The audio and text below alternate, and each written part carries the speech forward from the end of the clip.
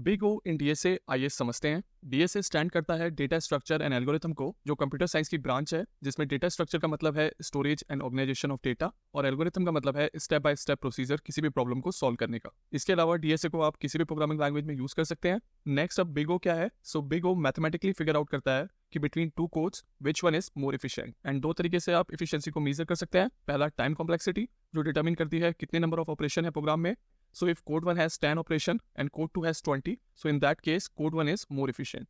Second, space complexity, जो determine करती है amount of memory used by program. So if code 1 is using 20% of memory and code 2 is using 5%, in that case code 2 is more efficient. अब ये depend करता है हमारी requirement पे कि memory save करना requirement है या time को। Based on that हम efficient code को choose कर सकते हैं।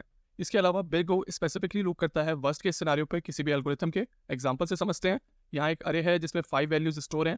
अब अगर मुझे through looping from index 0 values को एक्सट्रैक्ट कराना है तो value 1 will be best case, क्योंकि ये एक ही इटरेशन में मिल जाएगी। सो बेस्ट केस को रिप्रेजेंट करेंगे ग्रीक लेटर ओमेगा से। अगर एवरेज केस की बात करें तो वो होगा 3, इसको रिप्रेजेंट करेंगे ग्रीक लेटर थीटा से। और अगर वर्स्ट केस सिनेरियो की बात करें तो वो होगा 5, इसको रिप्रेजेंट करेंगे हम बिग ओ से। सो किसी भी एल्गोरिथम में बिग ओ हमारा रिप्रेजेंट करेगा वर्स्ट केस सिनेरियो को।